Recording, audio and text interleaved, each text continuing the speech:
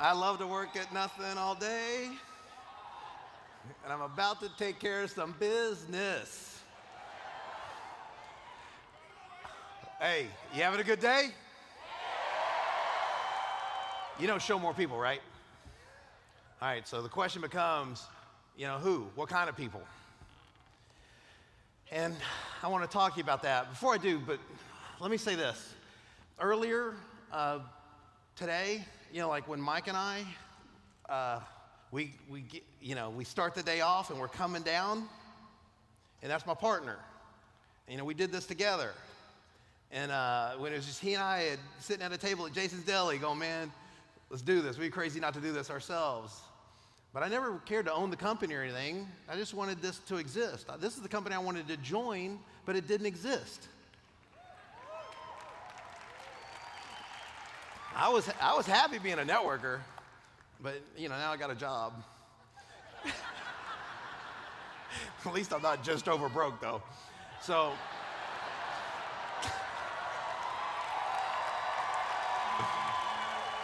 look, get good at something worth getting good at. All right, this is a career, and it's a great career. But so Mike and I come down, and then we introduce you to Dan Stamen, who we chose to be our first CEO and get the company on a solid foundation. And then we introduce you to John and Eddie, and those guys working in tandem to be the foundation of the company. And but in that time, I really felt like, God, I'd love to bring up Mark Aceta, because he's right there. And so often he plays this role where we're so corporate, and he's kind of in between, where he's like corporate, but he's always with you folks all over the world. Him and Monaco, his family, Kelly, the kids. I mean, they are just so foundational to our company. And so let's give it up to Mark Aceta one more time.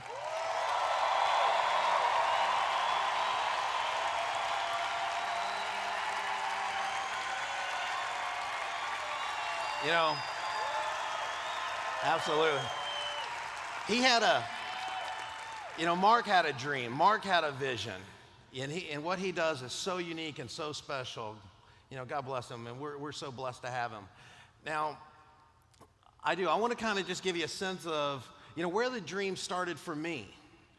And obviously, your outer world is a reflection of your inner world. So if this is my outer world, where did that first start in my inner world? And so I have to go back a few years and just give you the history, give you some story. When I was in high school, I had my best friend in high school, Lito Elio Porto. His dad was from Barranquilla, Colombia.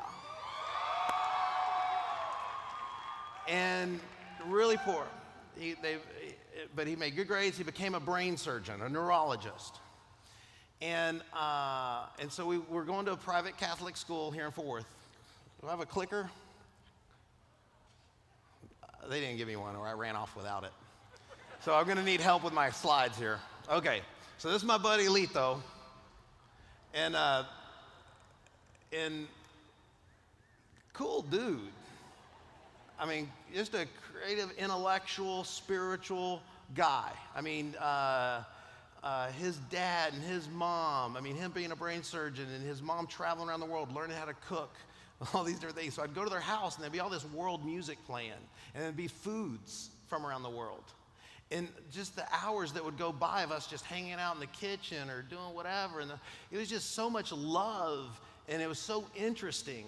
And so I feel really blessed to have my mom who's here and raising me and sending me to Catholic school or parochial schools and having God in my life.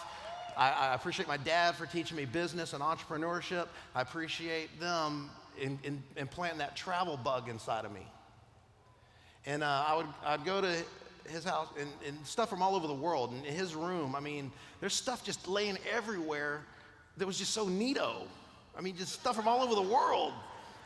I had to work and mow lawns and all this all summer, but all summer he was traveling around the world and had stuff from all over the world. You'd go to his closets and they would open up, and there'd be just shelves of stuff from the Amazon and all over. And I go, and you go over here, and there's stuff from Siberia and all this. I mean, just crazy. It was just cool. And I was just so fascinated. And of course, I joined the Marine Corps. Hoorah. And for all the right reasons, to serve my country and with all the ideals, and be a good Marine. And I was lay leader, and I prayed over the Marines, and so maintaining that spiritual side. And then, but then after the Marine Corps, when you're transitioning, I didn't want to have a family in the Marine Corps. I mean, you don't know if you're going to make it. You don't know what that would do to your wife and kids. I mean, it's like, God bless the soldiers that do that, right?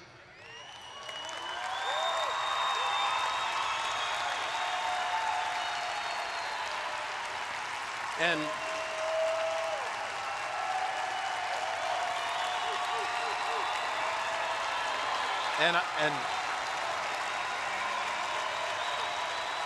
I'll tell you this. Hey, not only our soldiers, not only American soldiers, the same is true of soldiers around the world.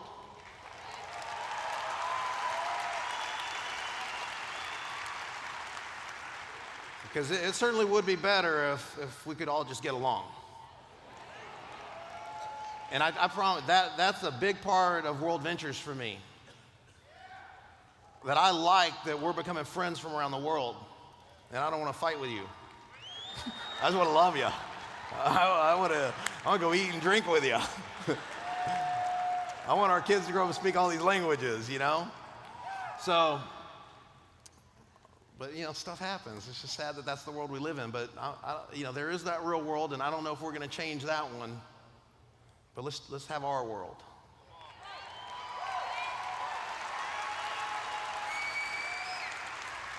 So, if you can we go to the next slide. When I come out of the Marine Corps and I'm trying to decide what to do with my life and be a businessman, I got buddies that are working and spending their money on cars and stereos and clothes and going out and all. I'm rat holing my money and build some snow cone stands. And I don't know nothing about construction, but, you know, I started building these snow cone stands in Lito's yard, you know, and then we rent a dock, you know, and his dad tells us we got to go to a dock and all this. But that was a little business venture. And, but that told me, you know, doing that, I had one snow cone stand and then a second one and a third one. And right here in the stockyards where they run the cattle, and there's all that down there. I used to have a snow cone stand down there for big events. And because I grew up here, you know, and it's hot. People need a snow cone. And, you know, so golly, this goes back a way. There's Lito Porto, you know, my buddy, and there's one of the snow cone stands. But that taught me I don't need a boss and I don't need a job. I can own even a little business. But that little business right there made more money than a lot of the credible, respected franchises like Subway sandwich shops and Mailbox, etc. The #1 food-rated franchise, the #1 non-food rated franchise. My little snow cone stands made more money than those. Of course, it wasn't as credible. It wasn't as respected. It made more money, though. So right there, you're starting to run counterculture a little bit. Thank you, sir.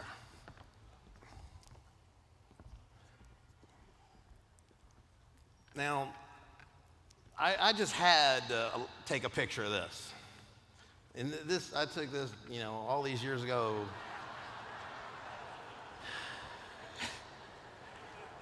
When you're young, I mean, you know, we're doing really good with the youth all over the world. There's record unemployment in Greece and other parts of the world. And, you know, when they don't have the degree or they don't have the skills, they're thinking, what do I do with my life? And like, that's it. And I'll tell you what I've learned through the years.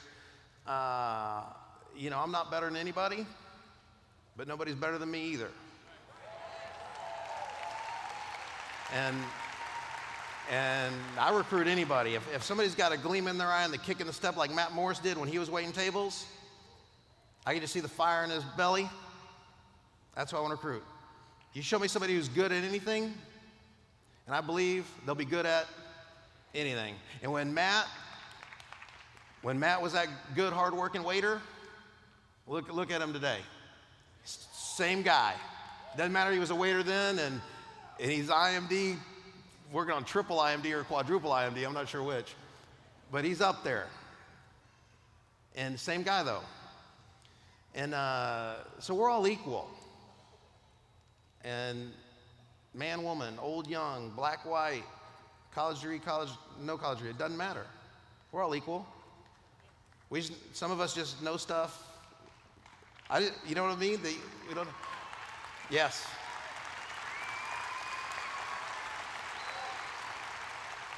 But you're on the path. You're here. You're learning more about our company. You're learning more about our industry, the history of our industry. You're learning how to do this, and that's a great thing. Now, when you're a kid, and they ask you, when you grow up, what do you want to be when you grow up?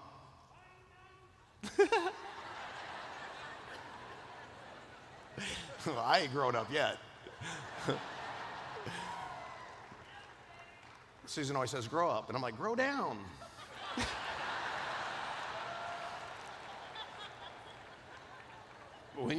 Can we agree that when people ask you, when you grow up, what do you want to do for a living? And a lot of times as a kid, we go, I want to be a policeman. I want to be a fireman. I want to be a teacher or a principal. I want to be a doctor. Yeah, it's Troy Brown. He's coming for you. I want to be a nurse.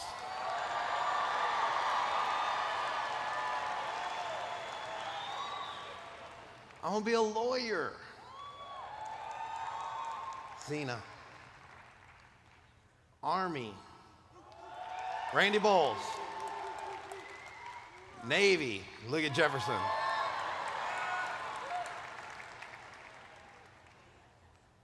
Air Force.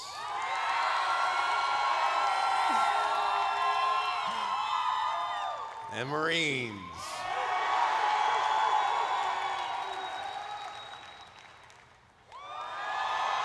I'll be a fighter, boy. Look at Jay Peso.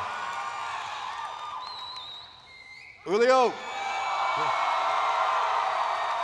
Working at the hotel. Real estate. Robin Kim Campbell. Accounting and business. Dwight Hansen. A pilot for American. Fadia. Flight attendant. Aren't these all jobs that we look up to and respect and say, I want to be that when I grow up?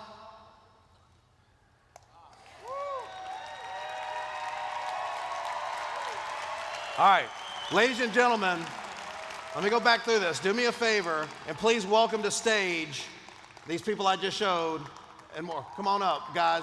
I want to talk to you about these jobs. I want to talk about these careers.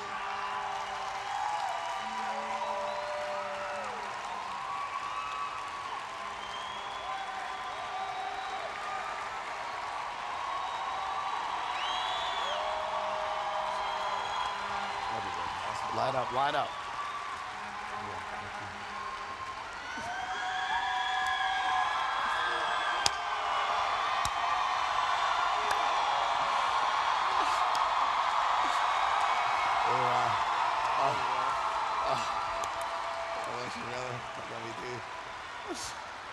I don't want that, I don't want that. Oh man, this is so nice. Look.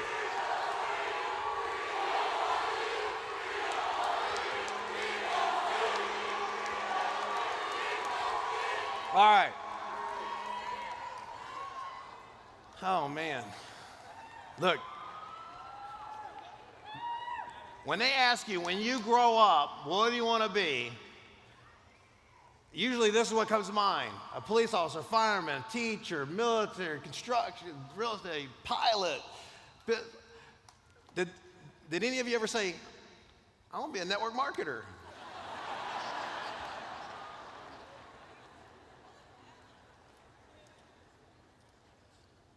You get this instantly, don't you?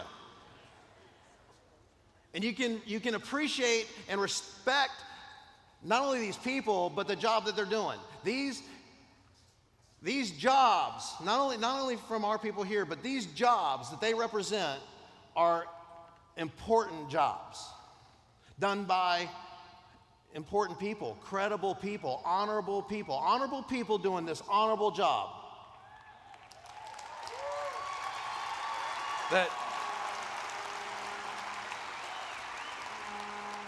That makes our society work, that makes the world work. Now, why is it that at some point in their life, they said, this is what I want to do? And this isn't Halloween, these aren't costumes. These are the real people that had these real jobs, that had these real careers. I consider myself blessed to know you as people and friends. And you are making a difference in the world. And I want to show everybody here the house that you've built.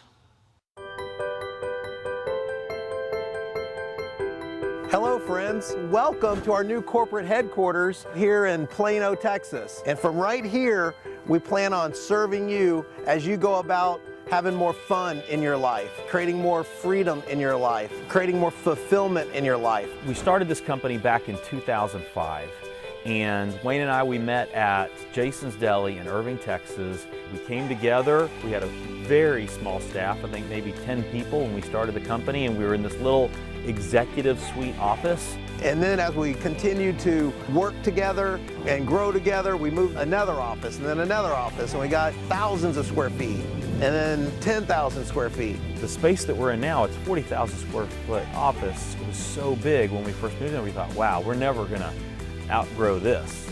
And we're doing it. And now we've got 100,000 square feet. That's how fast we're growing. It is a perfect symbol for the success that we as a company are experiencing, validation to every stakeholder of World Ventures that this is happening. I'm standing in the new building here, and one of the exciting things about this building in particular for me is the openness of it. It takes people to keep the people of World Ventures empowered, and making sure that we actually have a home that can sustain our growth into the foreseeable future was an imperative for us. We're still under construction, as you can see, but I wanted to give you a quick tour of kind of some of the things that are here on the first floor. You can see here that we have an expanded customer service area. We've also got a training room that is on the far end that we can house 15 people in, so that as we bring on new people, we can train them. We enter here, we're in the new game room, place for all the employees to hang out together and get to know each other. We'll have our ping pong table and our pool table set up. Now we're entering into our genealogy and compliance area. On the far side, we'll have our IT area, and then all of our attorneys in the offices up against the back wall. And this is gonna be a store, so we can have all kinds of good World Ventures gear. All right, let's see. Over here. Now this is gonna be our presentation room. And we do meetings on Tuesday nights and Thursday nights and Saturday trainings maybe. When people come in the front doors, they're gonna see all of our signs up here that say World Ventures and Rovia. Let's go see this view. I like the water. I get excited for our people. Be able to go out there and kind of picnic with the ducks and go fishing, and we're gonna have all kinds of good parties out on the lawn, and it's exciting. It's a little bit of nature. Nice running trail and biking trail. Maybe people will work late for you. This is pretty amazing. Like that whole wall goes away. And look at all this. New building, new furniture. Wow. Okay, come here. I mean, if you get the dimensions and you see, you know, just how far this goes in all the offices, I mean, you get a sense of how many people are here to work for you. It really is amazing. If we just continue to walk around, it's like this on every floor. This is big. What does this building mean both to the company and to you as a representative? For the company, it's that next step. And I think for the representative, from your perspective, it's that state of permanency. It's the stability that you're looking for. People like to see the brick and mortar. And when you're showing a prospect, when they see this facility, 4 stories, a lot of square footage, will eventually hold almost 400 employees.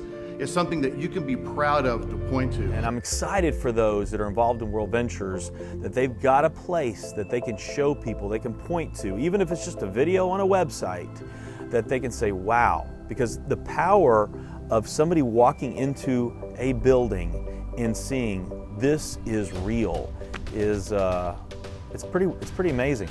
We plan on leaving a legacy, building something that stands the test of time. So I promise you, we think big, we think long term. We want this to be a business that is generational for you, for your kids and your grandkids. It's exciting. We have an open door policy. We love you. We'd love to see you next time you're in town. We miss you. Thank you. Okay. This is John Marshall. He's one of our friends. He recently passed away. Cindy, he saw World Ventures and he believed in it. And good man, made a difference in the community. And our company was blessed to have him. And I don't know, the way I feel about these folks, they don't pass away. I believe he's still here with us. So I want to thank him for his service, you know, and his friendship. That's the thing. We're only here for a little while. I remember with my friend Lito, out in front of his house, he lived on a cul-de-sac, and he and I, we go out and we're laying in the street, and we're laying on our backs and we're just talking about life and the meaning of life and what we're going to do in life, and we're looking up at the night sky. And as we talk about, you know, the serious stuff, it starts to sprinkle. And us being the way we were, we just lay there as it sprinkled and just feel it on our faces. And we continue the conversation, and neither one of us want to get up. And it starts to rain harder, it starts to rain more. And we just still lay there. And we're talking and we're giggling and just soaking it up. And as it really starts to rain more and you feel it faster and faster, we stand up, and as we look at where we were just laying, we see our body like imprints, where it's dry, where it was dry and it's wet all around, and the pavement had turned dark, and you could just see our like perfect bodies where we were laying. And then we just stood there and watched as that rain came down and filled in where we'd been laying. And it was just surreal.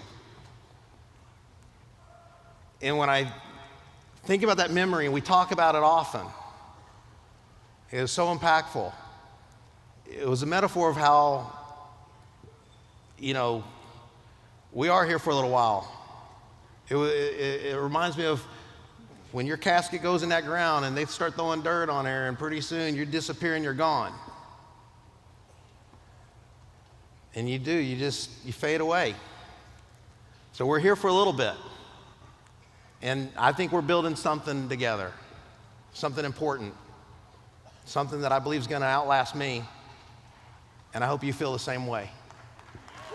Thank you.